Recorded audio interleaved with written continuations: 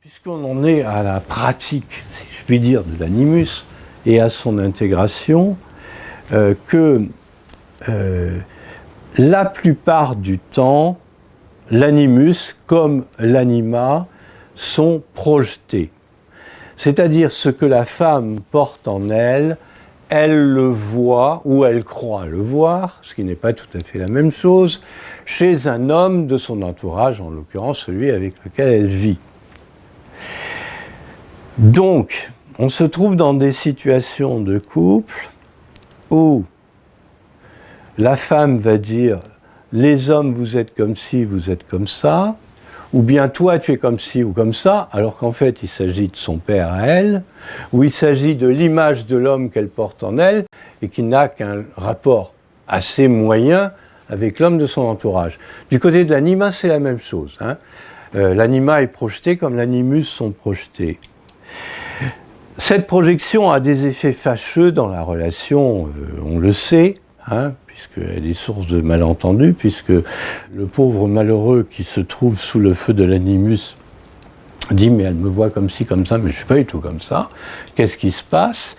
Et puis, elle m'accuse de tous les maux, alors que c'est vrai, je suis profondément imparfait comme tout homme, mais tout de même, il ne faut pas exagérer. Mais il ne faut pas oublier qu'au début, la projection, elle était plutôt merveilleuse et presque lumineuse. Alors, le problème, c'est qu'il y a déception par la suite, puisque un merveilleux masculin va être projeté sur le nouvel amoureux, et quelle déception quand celui-ci s'avère n'est pas collé à ce qu'on avait imaginé. Alors, effectivement, vous avez raison de le dire.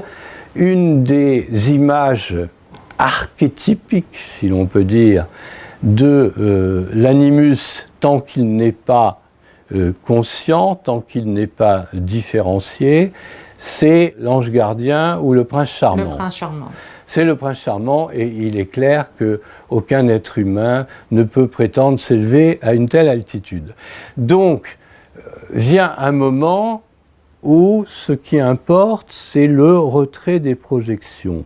Il n'est pas si merveilleux que je le pensais, mais aussi il n'est pas si nul que je voudrais bien le croire.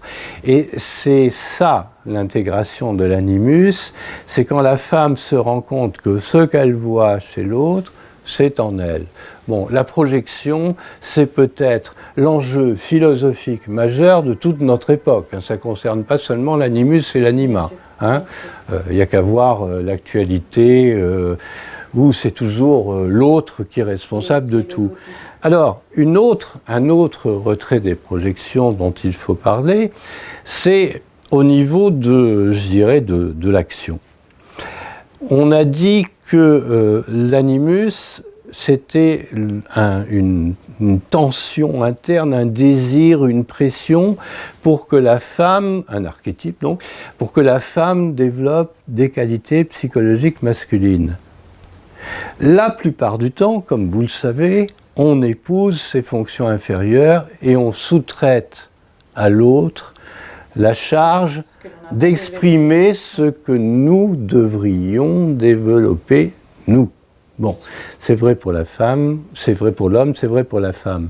Et le retrait des projections, donc l'intégration de l'animus, ça commence souvent par une séparation, malheureusement, où la femme se trouve bien obligée de développer ce qu'elle a demandé à l'homme d'incarner jusque-là.